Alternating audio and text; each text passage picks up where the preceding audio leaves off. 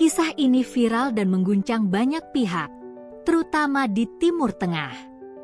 Seorang tenaga kerja wanita, TKW, asal Jawa Barat, Indonesia, menjadi perbincangan panas. Bukan hanya karena keberaniannya, tapi karena hal yang tak masuk akal. Ia tak bisa dieksekusi meski sudah dijatuhi hukuman berat. Apakah benar ini berkaitan dengan ilmu rawa rontek? Assalamualaikum warahmatullahi wabarakatuh, sahabat semua.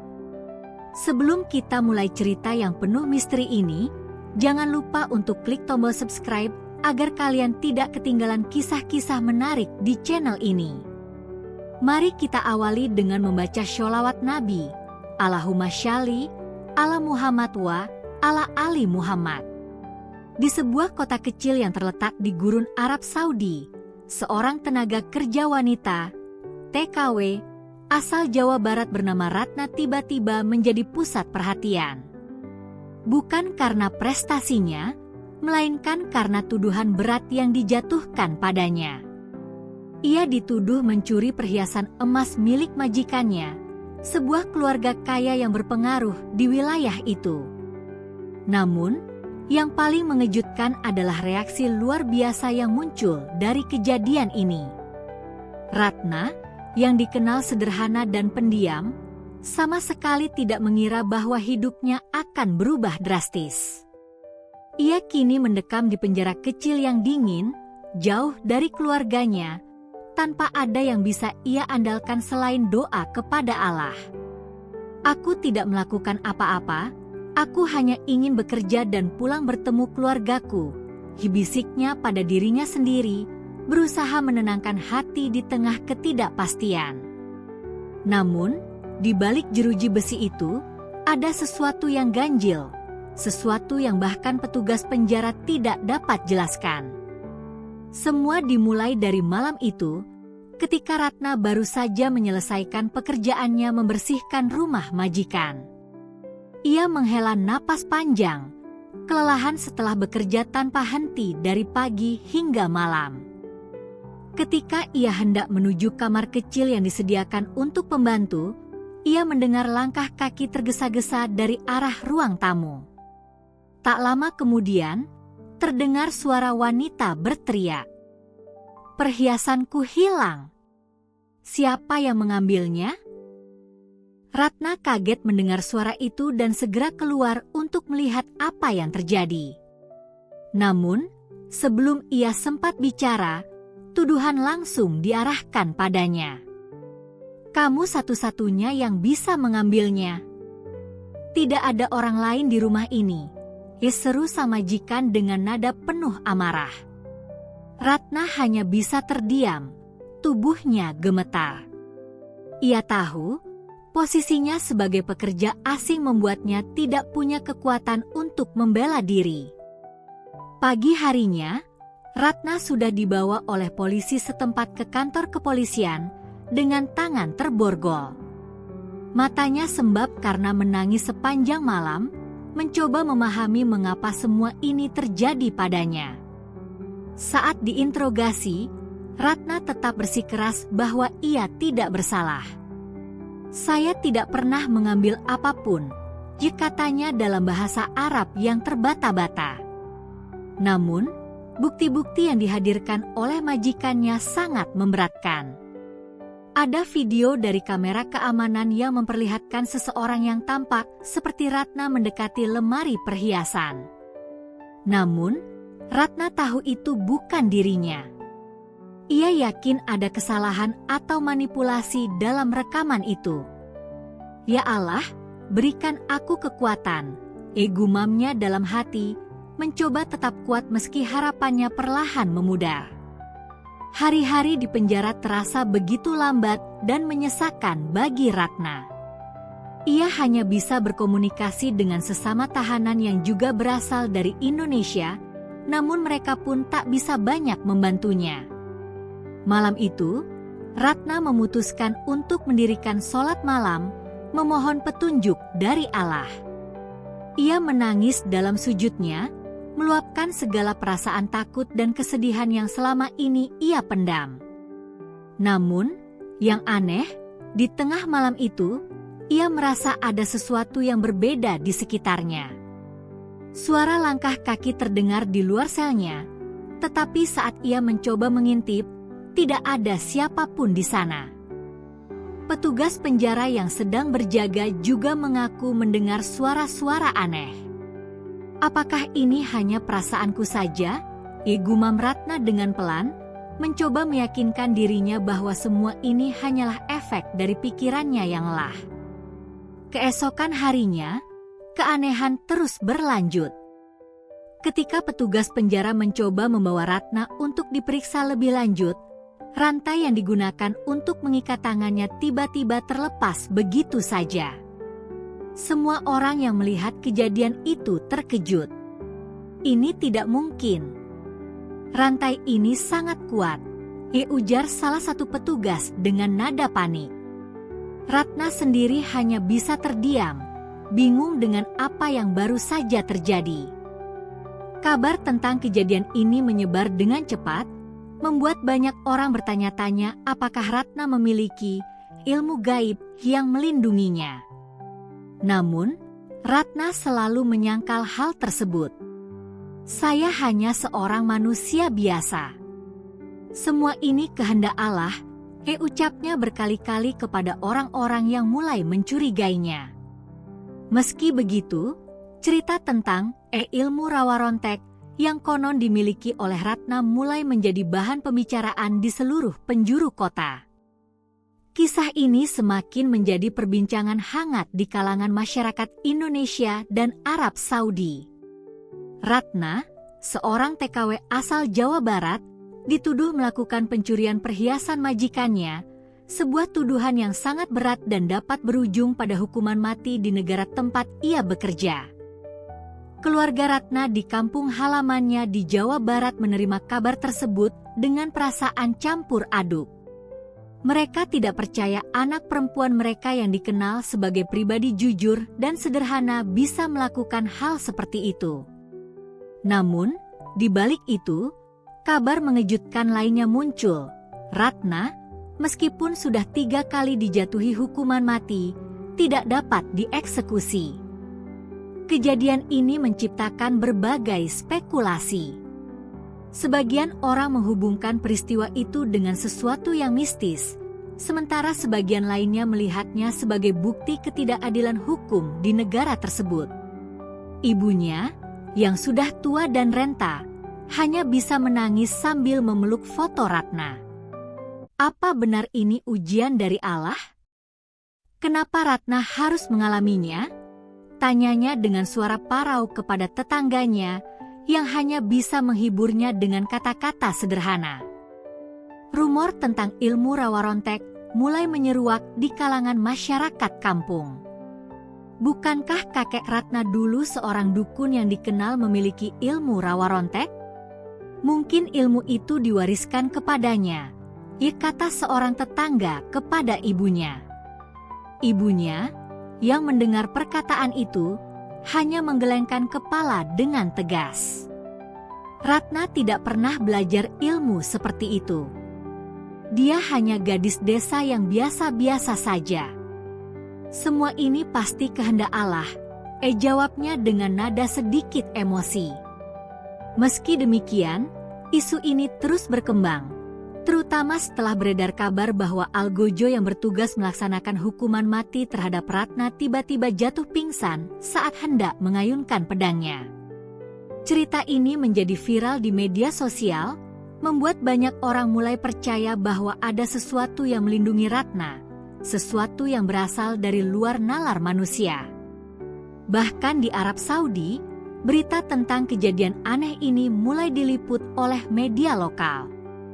Wanita ini mungkin memiliki kekuatan spiritual yang kuat, ujar salah satu pembawa berita di televisi lokal. Di sisi lain, para pejabat Arab Saudi mulai menghadapi tekanan besar dari masyarakat. Beberapa pihak, terutama dari keluarga majikan Ratna, terus mendesak agar hukuman segera dilaksanakan. Dia harus dihukum secepatnya. Perhiasan saya hilang, dan dia adalah satu-satunya yang mungkin melakukannya, seru sang majikan dengan penuh emosi dalam sebuah wawancara di televisi. Namun, pihak otoritas mulai ragu karena setiap kali eksekusi direncanakan, selalu ada kejadian ganjil yang menghambatnya. Salah satu saksi mata dari pihak penjaga penjara menceritakan bahwa pada malam sebelum eksekusi pertama, terdengar suara tangisan dan doa dari sel Ratna yang menggema hingga keluar ruangan. Suara itu, saya tidak bisa menggambarkannya. Sangat menyentuh hati, seolah-olah itu bukan suara manusia biasa, ujar penjaga tersebut. Kejadian aneh lainnya terjadi ketika pedang algojo yang hendak digunakan tiba-tiba patah menjadi dua tanpa sebab yang jelas. Ini bukan sesuatu yang wajar. Kami tidak bisa menjelaskan ini dengan logika, tambahnya. Kejadian aneh ini tidak hanya memengaruhi para penjaga penjara, tetapi juga keluarga Ratna yang jauh di Indonesia. Sang ibu terus berdoa dan melakukan zikir setiap malam untuk keselamatan anaknya. Ya Allah, lindungilah anakku dari segala kezaliman. Jika dia tidak bersalah, tunjukkan keadilan MU, ucapnya dalam setiap sujudnya. Tetangga-tetangga mulai berdatangan untuk memberikan dukungan moral kepada keluarga Ratna, tetapi tidak sedikit pula yang datang karena penasaran dengan isu ilmu rawa rontek yang semakin santer. Apa benar Ratna tidak bisa mati karena ilmu itu? Tanya seorang wanita kepada kakak Ratna. Namun, keluarganya tetap bersikukuh bahwa Ratna tidak pernah mempelajari ilmu gaib apapun. Sementara itu, di penjara, Ratna semakin merasa terpukul dengan segala tuduhan yang ia hadapi. Ya Allah, saya tidak tahu lagi harus bagaimana. Saya hanya ingin pulang, bertemu keluarga saya, gumamnya lirih di sudut sel, dengan air mata membasahi wajahnya. Ketegangan semakin memuncak ketika seorang ulama besar Arab Saudi mengeluarkan pernyataan resmi terkait kasus ini. Jika seorang manusia tidak bisa dieksekusi meskipun sudah direncanakan dengan matang, itu adalah tanda bahwa Allah ingin kita merenungkan kembali keadilan yang sedang kita tegakkan. Mungkin ada yang salah dalam proses hukum ini, ucapnya dalam sebuah ceramah yang dihadiri ribuan orang. Ucapan ini membuat pihak otoritas mulai mempertimbangkan ulang keputusan mereka. Penyelidikan lebih lanjut dilakukan, dan perlahan-lahan terungkap bahwa tuduhan terhadap Ratna sebenarnya tidak memiliki bukti yang kuat. Majikan yang menuduhnya ternyata memiliki masalah keuangan yang besar dan kemungkinan memanfaatkan situasi untuk mengalihkan perhatian dari kesalahannya sendiri. Di Indonesia, kabar ini disambut dengan doa syukur dari keluarga Ratna. Sang ibu tak henti-hentinya mengucapkan, Alhamdulillah, kebenaran akhirnya mulai terungkap. Ratna, kuatlah, nak. Kami menunggumu pulang. Ratna duduk di sudut sel penjara dengan tatapan kosong. Hatinya kacau, tubuhnya lemah, tetapi ia tetap mencoba bertahan dengan iman yang masih tersisa. Rumor mengenai dirinya telah menyebar ke seluruh penjuru Arab. Isu tentang ilmu rawa rontek yang ia miliki semakin liar. Orang-orang membicarakannya seolah ia adalah sosok sakti yang tak bisa disentuh oleh hukum manusia. Namun, dalam hatinya, ia merasa getir. Apa yang mereka katakan itu tidak benar. Saya hanya manusia biasa yang lemah. Kalau saya masih hidup sampai sekarang, itu semata-mata karena kehendak Allah, bisiknya kepada dirinya sendiri, sambil menggenggam erat mukenanya yang sudah lusuh. Ratna tidak tahu bagaimana menjelaskan situasi ini, terutama karena setiap kali hukuman akan dilaksanakan, kejadian aneh terus terjadi. Para algojo yang biasanya tegas, malah gemetar ketakutan ketika harus berhadapan dengannya.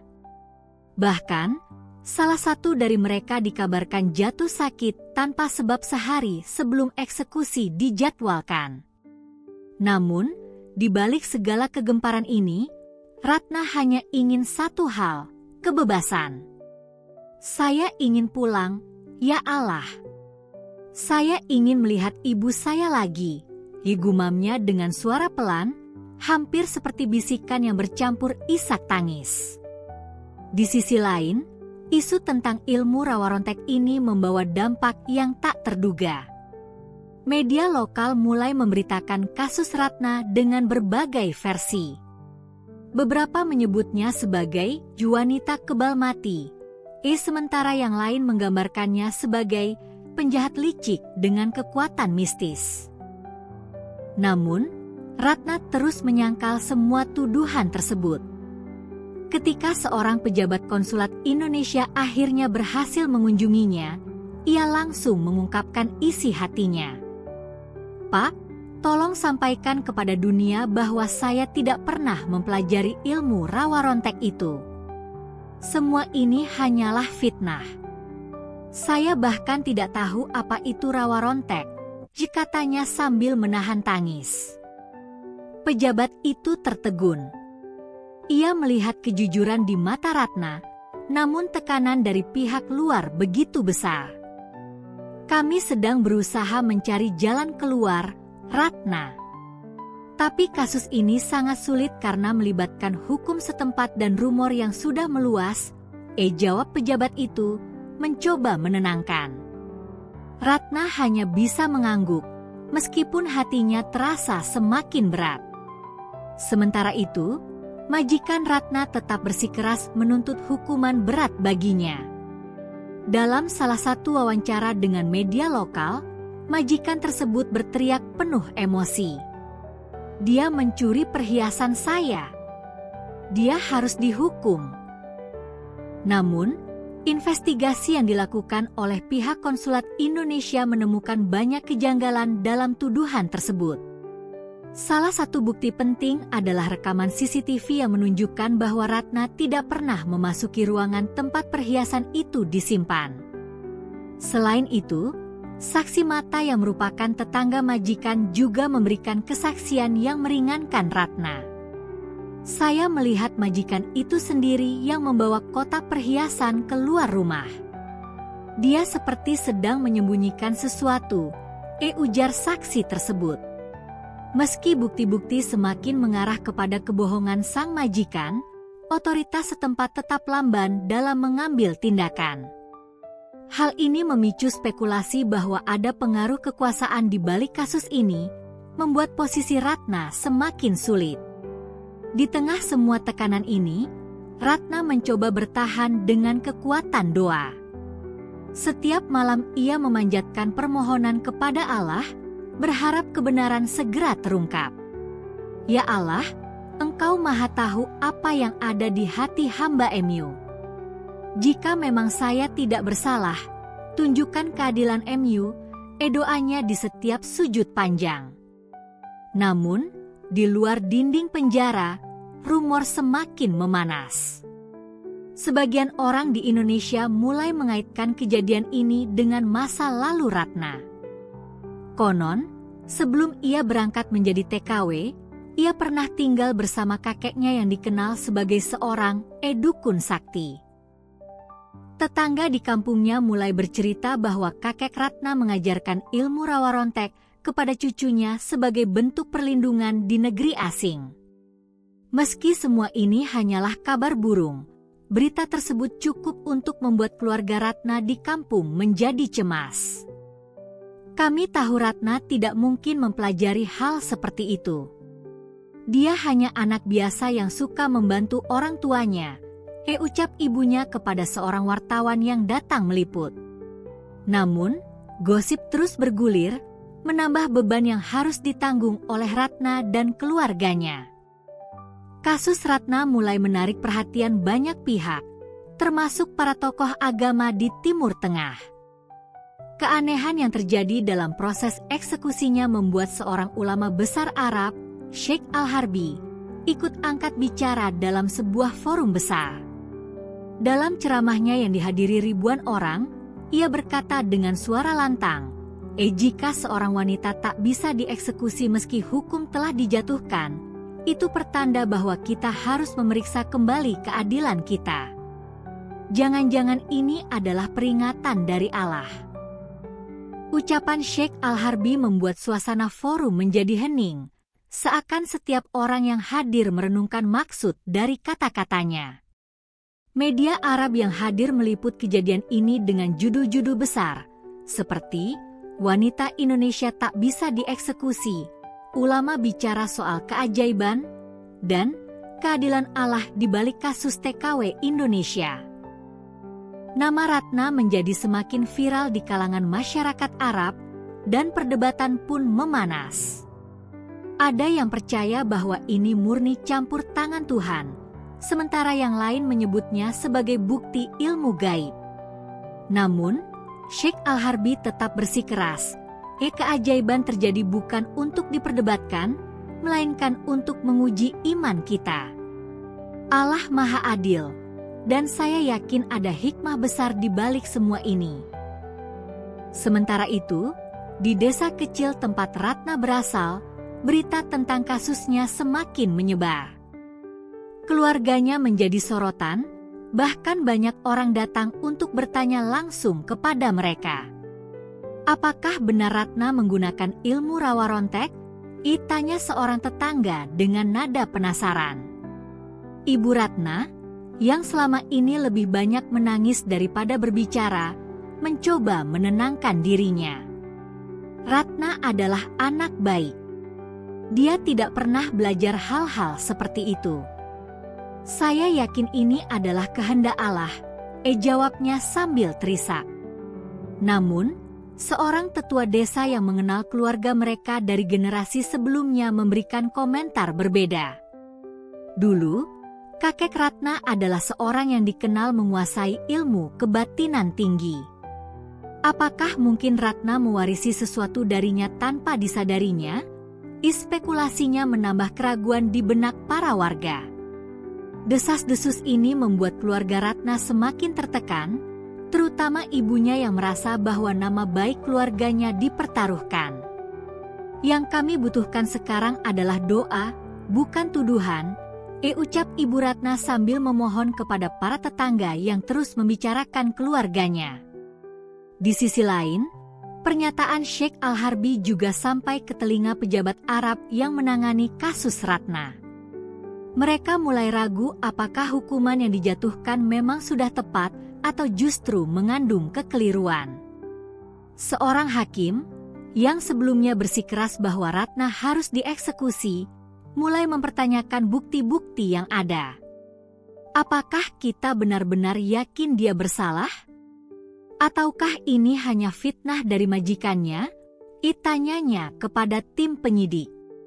Diskusi internal mulai memanas, dengan beberapa pihak yang bersikeras bahwa hukum harus ditegakkan, sementara yang lain percaya bahwa Allah telah menunjukkan tanda-tanda untuk mengoreksi kesalahan mereka.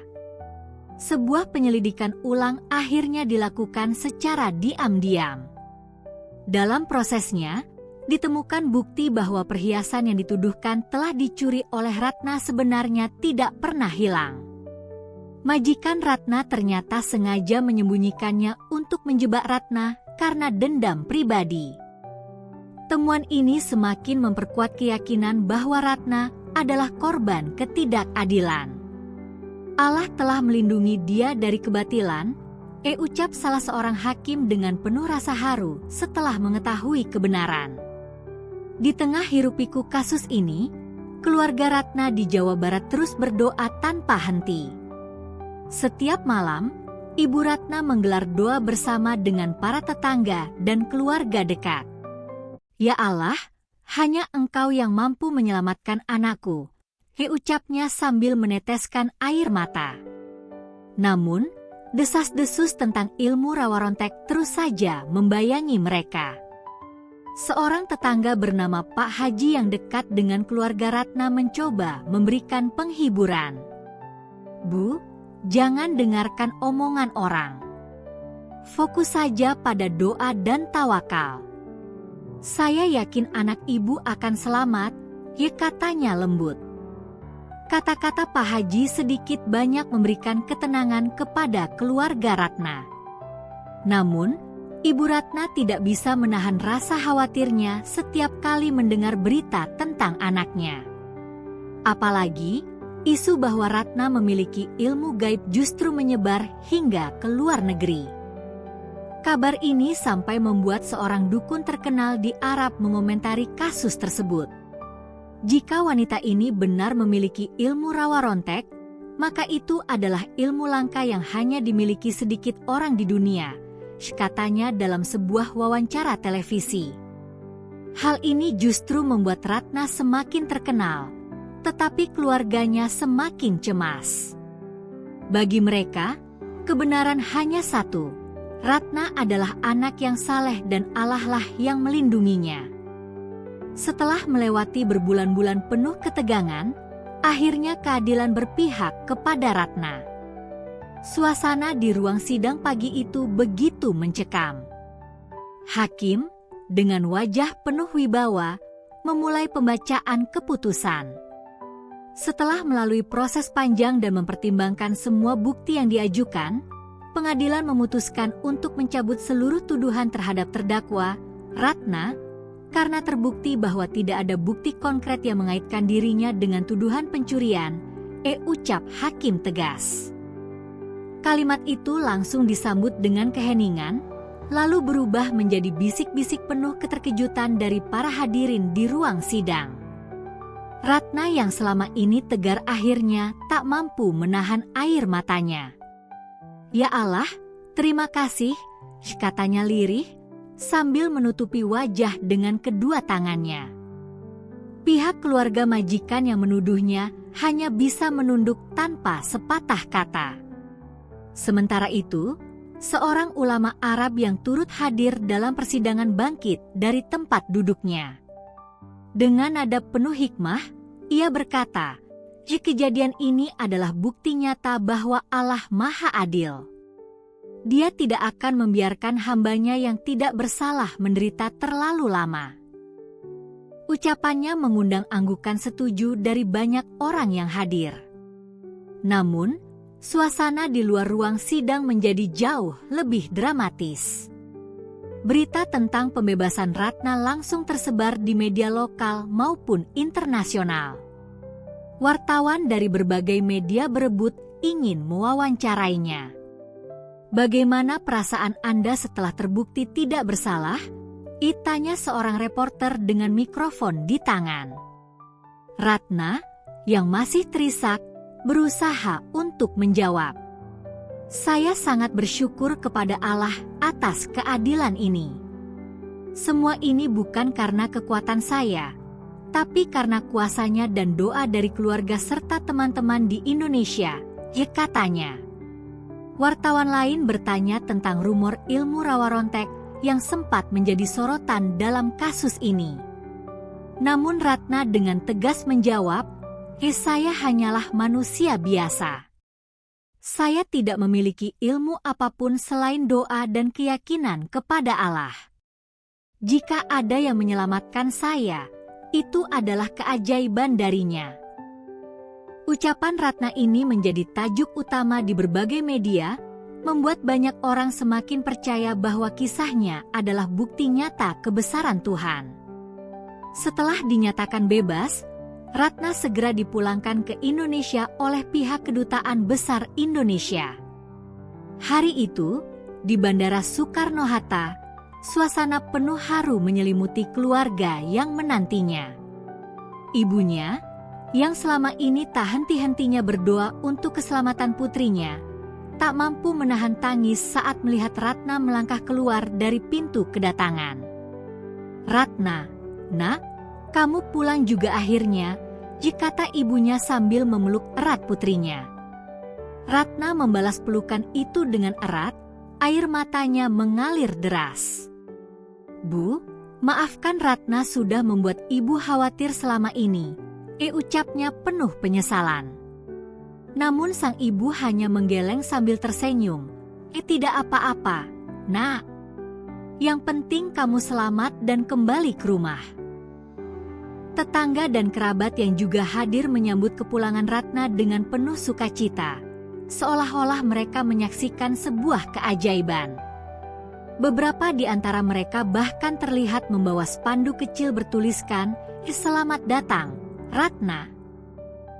Kepulangan Ratna tidak hanya menjadi kebahagiaan pribadi, tetapi juga membawa banyak pelajaran untuk semua orang yang mendengar kisahnya.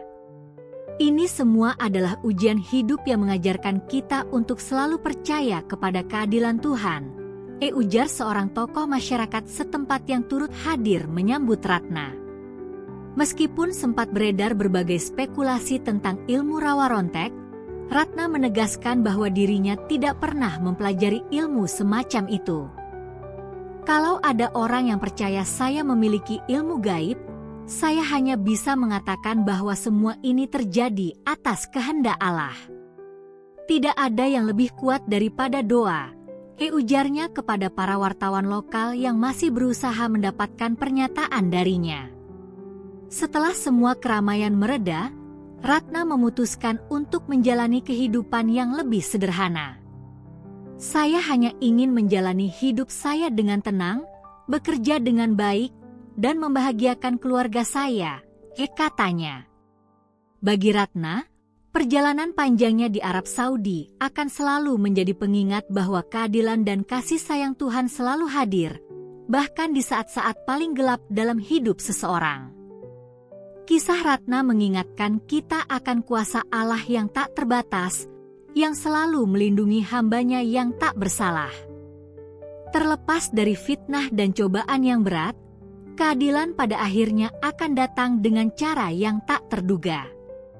Dari cerita ini, kita juga belajar bahwa doa dan tawakal adalah senjata terkuat seorang hamba. Keadilan sejati tidak hanya lahir dari hukum manusia, tetapi juga dari keadilan Allah yang Maha Kuasa. Mari kita ambil pelajaran dari kisah ini untuk selalu percaya kepada keadilan Allah, tetap sabar dalam menghadapi ujian hidup, dan teruslah berbuat baik meskipun jalan terasa berat. Jangan pernah menyerah pada keadaan, karena Allah tidak pernah tidur dalam menjaga hamba-hambanya.